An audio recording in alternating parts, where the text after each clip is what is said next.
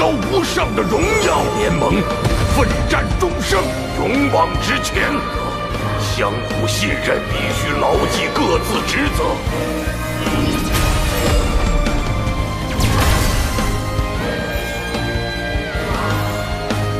为人类而战，我们将毕生为联盟而战。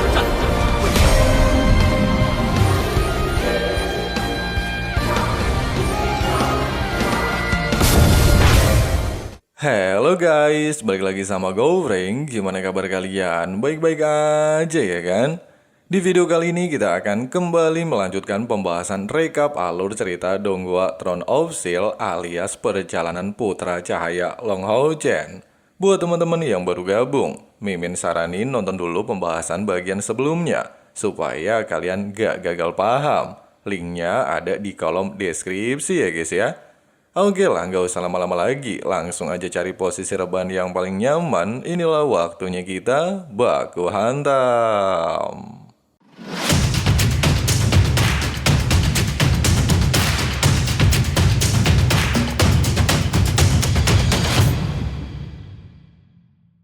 Setelah wasit mengumumkan pertandingan antara Long Hao Chen melawan Yuan Yuan resmi dimulai, salah satu penonton dari kuil Assassin mengatakan, selama 2 hari Yuan Yuan tidak mengikuti pertandingan dan dianggap kalah, sama seperti Hao Chen yang tidak mengikuti 2 pertandingan, sehingga menandakan jika pertandingan mereka berdua untuk memperebutkan posisi terakhir di 16 besar. Tapi dari tingkat kekuatan, Hao Chen pastilah lebih diunggulkan. Dan tiba-tiba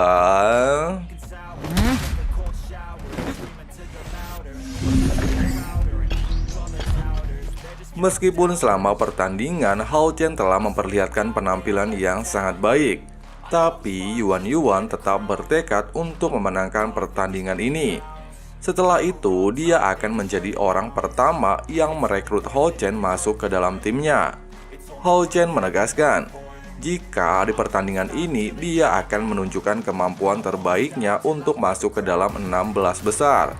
Singkatnya, setelah saling berbincang panjang lebar, Yuan Yuan terlihat berinisiatif untuk menyerang.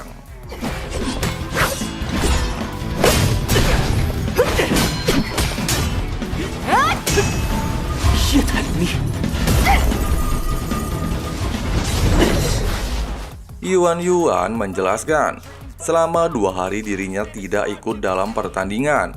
Ternyata memang sengaja dia lakukan untuk dia gunakan berlatih dan menerobos tingkat 5.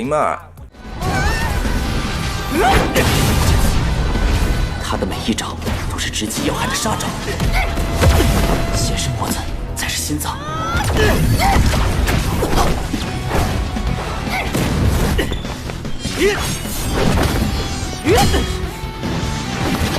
再快一点！他就一点也不防御。倒是畏手畏脚了。面对这种凌厉的攻击，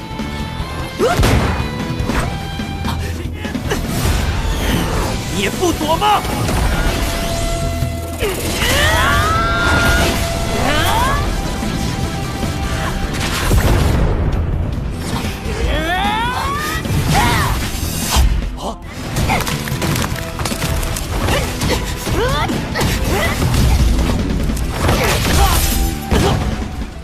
？Siapa sangka, meski telah menerima serangan dan membuat tubuhnya terluka, Yuan Yuan ternyata memiliki ketahanan fisik yang luar biasa. Bahkan secara nekat terus-menerus menyerang Hao Chen dengan tinju mautnya. Menyadari hal tersebut, Hao Chen dengan cepat menunjukkan serangan terkuatnya.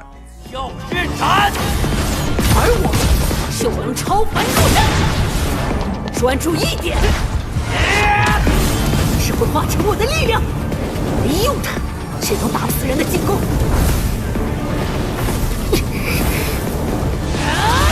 蓄力发光！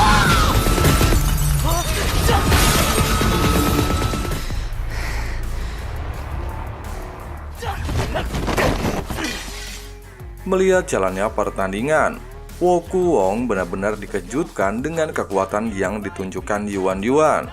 di mana semakin dia terluka, kekuatan Yuan Yuan justru semakin meningkat.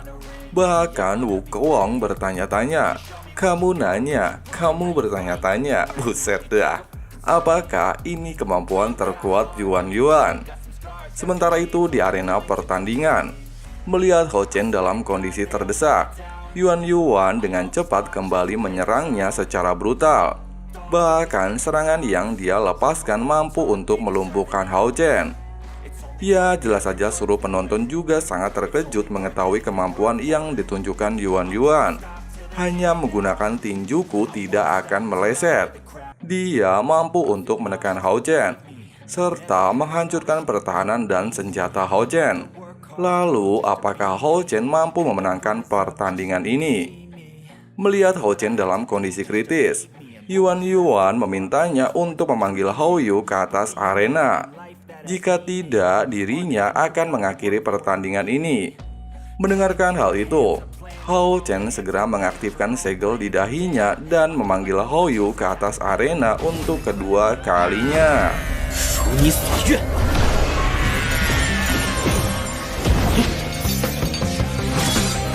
好看在这3属性坐骑加持下，才是最强状态，光有凌厉，风雨急速。就算是弹簧也有极限。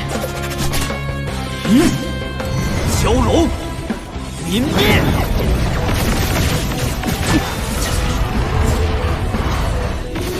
那小丫头是疯了吧？他竟还不躲闪，仍以为进攻，在随时可能致命的情况下。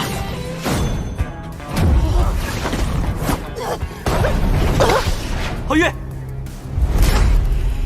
多强的招，都使出来吧！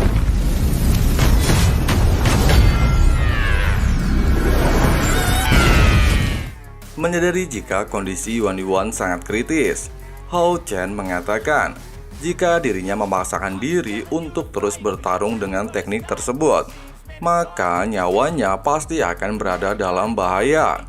Ia ngedengerin ocehan Hao Chen yang sok perhatian kepada dirinya, jelas aja bikin Yuan Yuan muak dan beranggapan jika Hao Chen telah meremehkan kekuatannya. Sehingga untuk pertama kalinya Yuan Yuan menunjukkan kekuatan pamungkasnya. 那战场只会留下你的尸体。不顾一切的战斗吗？别急，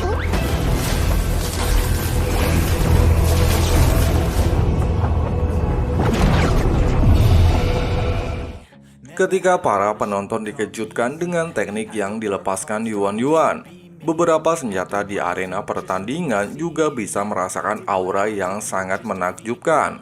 Dan tiba-tiba... 这就是他上次没使出来的底牌了。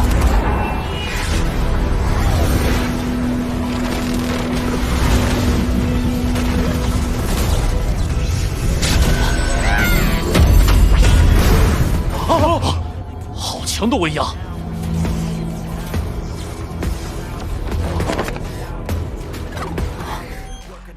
Dan dari mode Aldos berubah jadi mode Freya ya guys ya.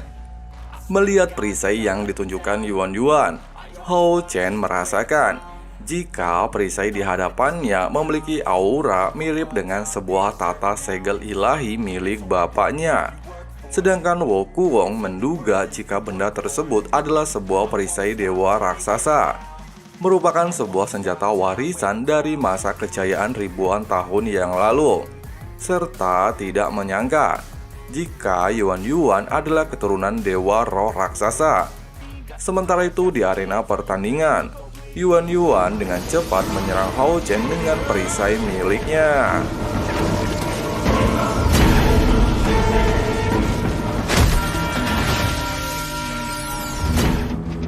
上！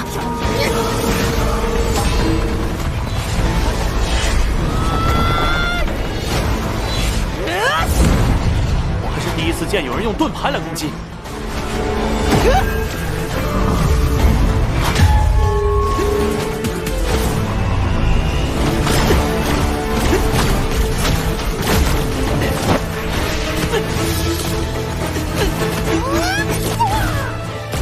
这些能量过于强大，他真的能压住这股力量吗？根本无法防御。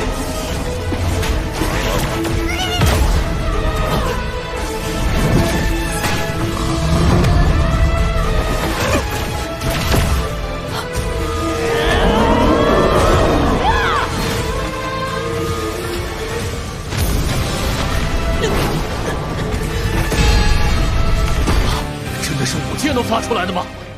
Di akhir pertandingan, ketika Wang Yuan memaksakan diri untuk menyalurkan seluruh energi spiritualnya ke dalam perisai tersebut, secara mengejutkan dia tidak bisa mengendalikan dirinya sendiri.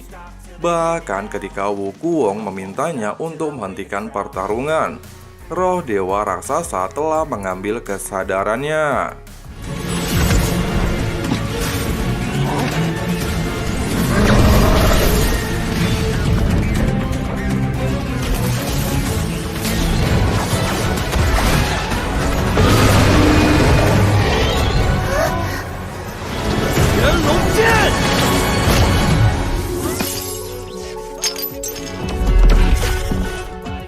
Meskipun Yuan berhasil dijatuhkan oleh Hao Chen, tapi Wu Guong terlihat sangat bangga kepada muridnya.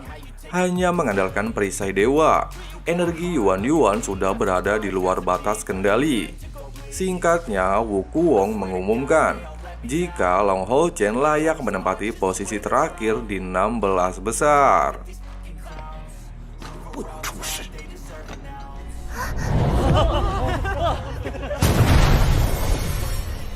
Beberapa saat kemudian, Ye Hua juga tidak menyangka jika Yuan memiliki garis keturunan dewa roh raksasa. Tapi sayang dia masih belum mampu mengendalikan perisai tersebut, sehingga membuat Hao Chen berhasil masuk 16 besar.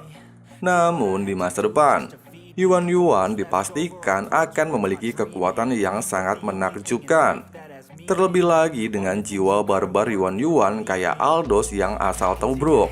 Ye Hua tidak ingin jika muridnya kembali bertarung dengan Yuan di masa depan, yang pastinya akan menimbulkan kerugian untuk Hao Chen. Nah, di tengah percakapan, mereka tiba-tiba dikejutkan oleh sebuah energi spiritual milik Han Yu. Dan tiba-tiba...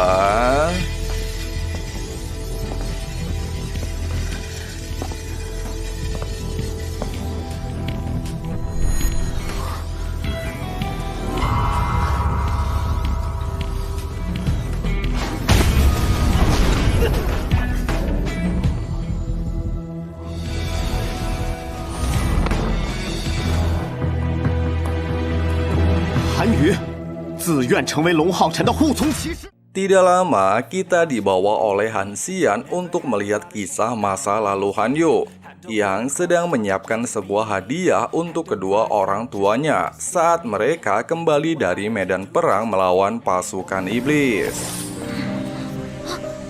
爸爸妈妈，爸爸可期待看到小雨的作品。不许再丢下我了，傻孩子。好，放心，我生日前一定能完成的。 Pada awalnya, Hao Chen meminta Han Xian untuk menarik kembali perintahnya. Han Xian bertanya, apakah dirinya tidak ingin menjadikan Han Yu sebagai kesatria pendampingnya dengan bakat cucunya yang sudah berada di tingkat 5. Hal itu pastilah akan sangat menguntungkan bagi Long Hao Chen.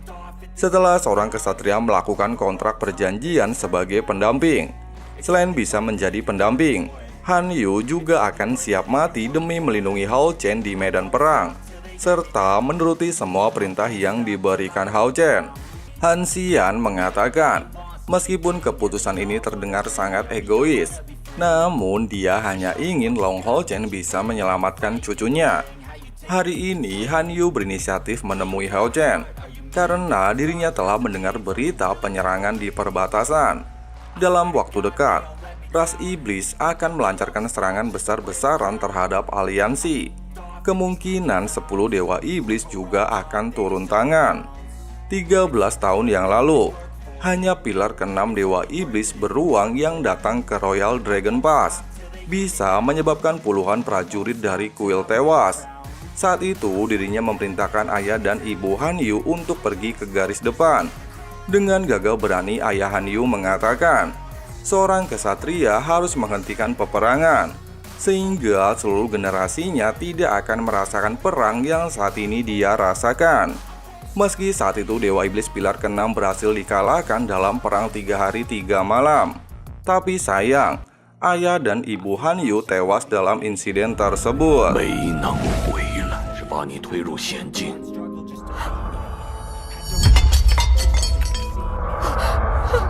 为什么不阻止他们？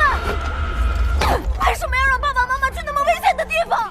Sebagai seorang paladin, Han Xian harus memberikan teladan yang baik. Tapi dia tidak menyangka jika putra dan menantunya tewas ketika menjalankan perintah. Semenjak kejadian itu, sifat Han Yu berubah total. Dia terus mengasah kemampuan dan bakatnya untuk menjadi lebih kuat. Hal itu hanya demi satu tujuan, mengalahkan Dewa Iblis dan membalaskan kematian kedua orang tuanya. Kecuali kesatria segel ilahi yang memiliki tim pemburu iblis dengan kekuatan dari 6 kuil utama. Hal itu sangat sulit untuk melawan Dewa Iblis. Meski Han Yu sudah kalah dari Long Hao Chen dan tidak mungkin menjadi tim pemburu iblis, tapi hal itu adalah jalan yang baik untuk Han Yu. Jika tidak, dengan hatinya yang dipenuhi kebencian, maka Han Yu hanya akan menjadi beban bagi kesatria lainnya. Dikarenakan Han Xian melihat sebuah kemuliaan dalam diri Hao Chen, itulah yang menjadi alasan dirinya meminta Han Yu menjadi seorang kesatria pendamping. Karena hanya dengan cara ini, cucunya bisa menjadi tim pemburu iblis, sehingga dia memiliki kemampuan untuk melawan Dewa Iblis dan melampiaskan obsesinya. Dia juga sangat percaya, di bawah bimbingan Hao Chen, Han Yu bisa menjadi orang yang lebih baik di masa depan. Nah, dikarenakan tidak ada pilihan lain, Hao Chen akhirnya bersedia untuk menjadikan Han Yu sebagai pengawalnya. Singkatnya, Han Xian membawa mereka ke sebuah tempat ritual, di mana selama 5 tahun ke depan, Han Yu tidak boleh sedikit pun melanggar perintah Hao Chen. Sedangkan tuannya bisa mengontrol secara penuh hidup dan mati kesatria pendampingnya. Dengan penuh percaya diri, Han Yu menyatakan jika dirinya bersedia menjadi kesatria pengawal Long Hao Chen selama 5 tahun ke depan.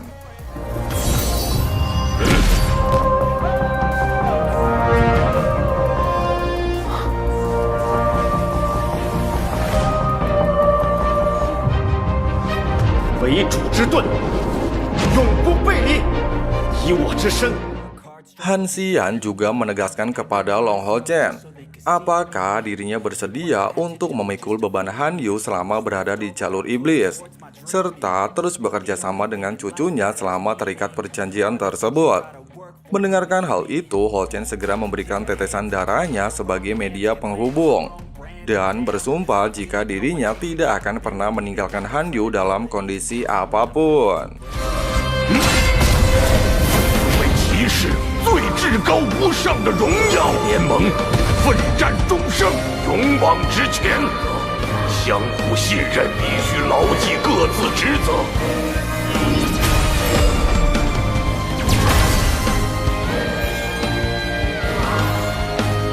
为人类而战，我们将毕生为联盟而战。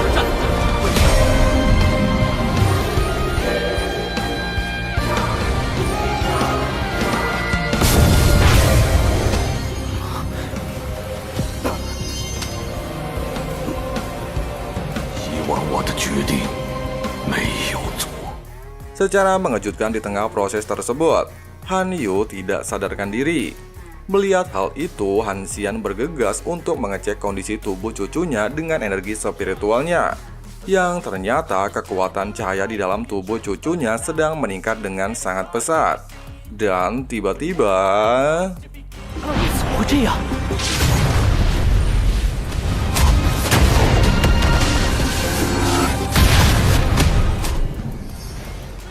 Dijelaskan, ada sebuah energi khusus yang membawa mereka ke tempat tersebut. Yehua beranggapan jika pilar batu di tempat itu menyala karena kedatangan Hao Chen. Dan secara mengejutkan, melambangkan 97 poin kekuatan spiritual bawaan muridnya. Mendengarkan ucapan itu jelas saja membuat Han Xian benar-benar sangat terkejut dan tidak menyangka jika Hao Chen memiliki energi bawaan 97 poin yang menandakan dia adalah seorang putra cahaya.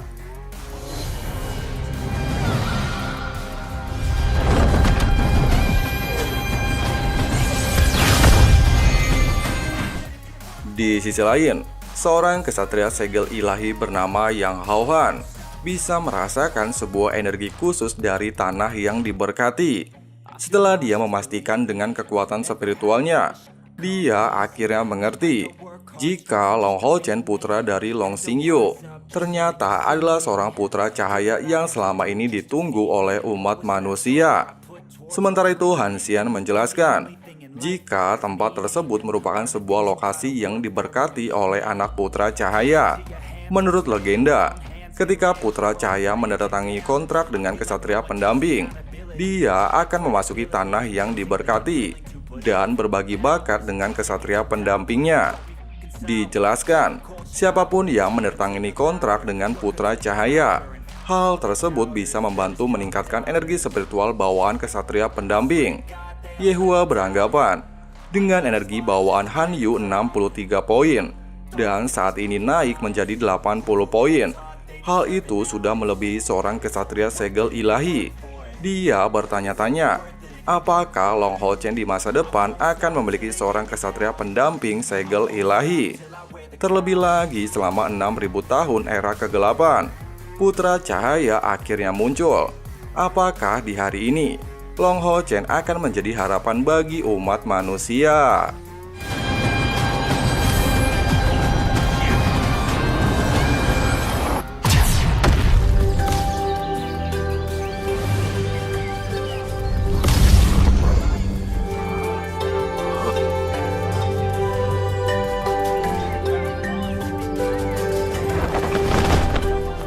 Singkatnya, setelah proses tersebut selesai, Han Yu merasakan jika energi spiritual bawaan miliknya telah meningkat sangat pesat berkat bantuan Hao Chen. Bahkan dia menyesali semua perbuatan yang pernah dia lakukan kepada Long Hao Chen. Menyadari hal itu, Han Yu menegaskan kepada Hao Chen jika hari ini dirinya bersedia menaruh semua hidupnya demi melindungi Hao Chen di masa depan.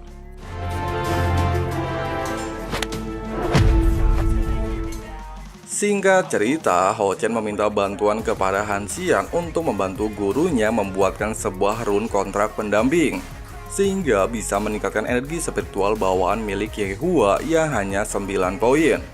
Mendengarkan ucapan tersebut jelas saja bikin Han Xian terkejut, dan tidak menyangka dengan energi bawaan yang berada di 9 poin, Yehua mampu mencapai kesatria tingkat 5. Pasalnya, dengan energi spiritual di bawah 10 poin saja, seorang kesatria akan sangat sulit menembus tingkat 2, sehingga menandakan jika Yehua memiliki sebuah bakat keajaiban. Saat itu ada 10 orang di benua Sengmo, dan 8 orang memiliki kekuatan spiritual di bawah 10 poin. Mereka dibatasi oleh bakat, dan hanya menjadi orang biasa saja tidak bisa menembus tingkat 2. Andai saja saat itu mereka memiliki bakat seperti Yehua, maka mereka pasti akan memiliki banyak ribuan pengikut dalam waktu singkat. Oleh sebab itu, Han Xian menawarkan diri untuk menjadi gurunya di masa depan, sehingga Yehua bisa membantu banyak orang dan menjadi harapan umat manusia. Dan dengan proses yang cukup singkat, energi bawaan Yehua berhasil ditingkatkan dari 9 poin menjadi 53 poin berkat bantuan energi milik Hao Chen. Karena peningkatan energinya terlalu tinggi, hal itu membuat Yehua tidak sadarkan diri. Meski Hao Chen sangat mengkhawatirkan keadaan gurunya, tapi Han Xian mengatakan jika gurunya hanya perlu beristirahat saja. Pasalnya dia baru saja mengalami kebangkitan kedua.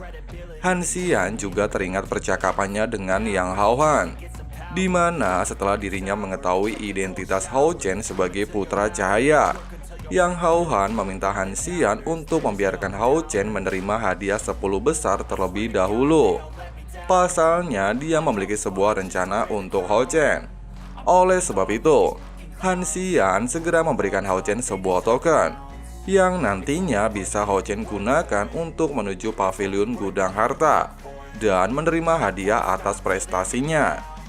Keesokan harinya, Long Hao Chen tiba di gerbang gudang harta dan menjelaskan jika maksud tujuannya berada di lokasi tersebut untuk menerima hadiah karena telah berhasil memasuki 10 besar serta menunjukkan sebuah token miliknya. Tapi tiba-tiba...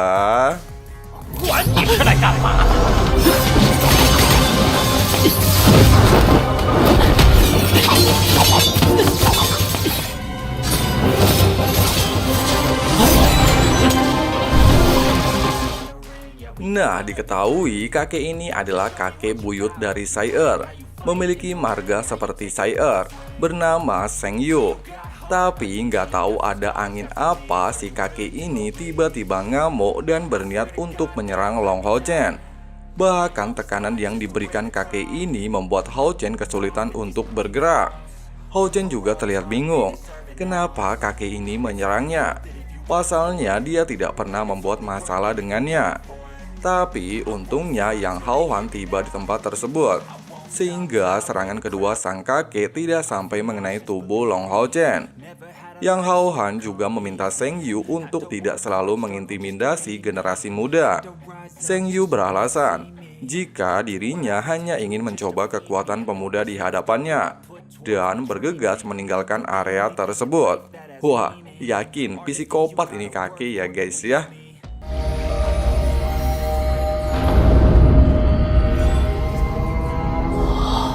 Melihat begitu banyak hadiah, Hao Chen bertanya apakah di tempat ini semua hadiah berasal.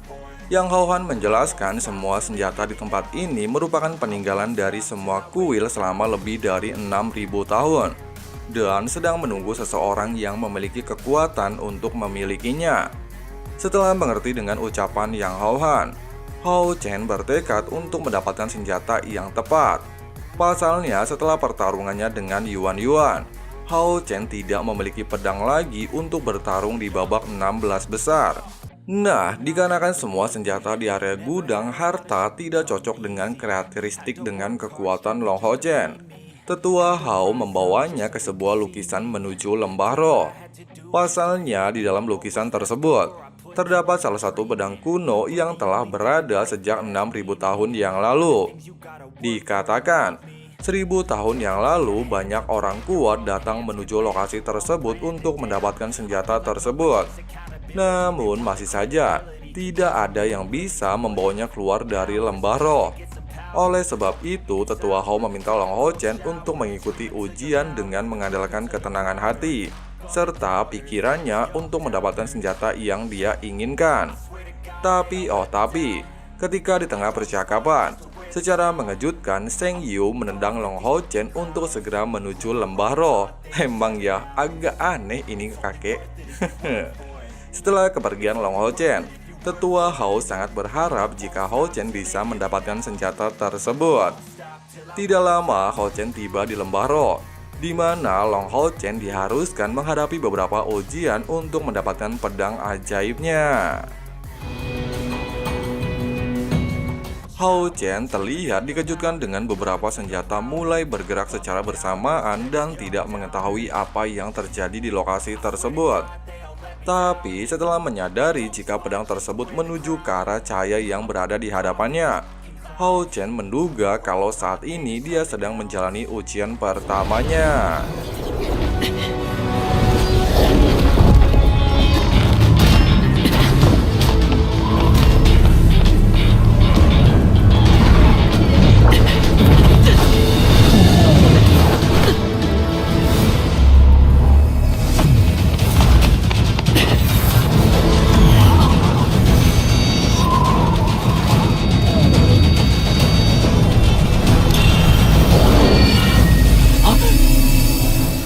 Singkatnya, Long Hao Chen berhasil melewati ujian pertama dan mendapatkan sebuah token yang saat ini berada di tangannya. Pada awalnya, Hao Chen terlihat bingung dengan token tersebut. Tapi setelah melihat ada sebuah portal di hadapannya memiliki bentuk yang sama seperti tokennya, Hao Chen menduga jika token tersebut adalah sebuah kunci untuk membuka ujian selanjutnya. Melihat ada beberapa bola cahaya mulai bergerak ke arah kristal, Hao Chen menduga jika dirinya harus menempatkan bola cahaya untuk mengisi gerbang kristal di hadapannya. Tapi sayang, dikarenakan waktunya sangat terbatas, Hao Chen gagal dalam percobaan pertamanya.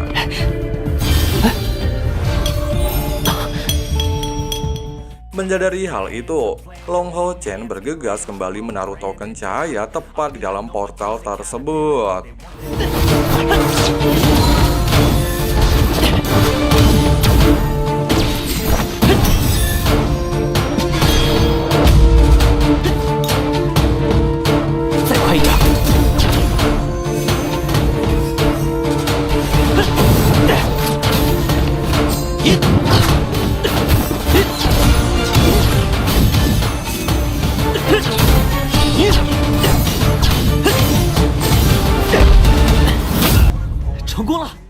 Meski Hao Chen berhasil menempatkan bola cahaya tepat ke dalam kristal tersebut, namun dirinya masih belum mencukupi energi kristal di dalamnya. Hingga akhirnya tanpa terduga dia menemukan sepotong energi cahaya dan menempatkannya ke dalam kristal tersebut.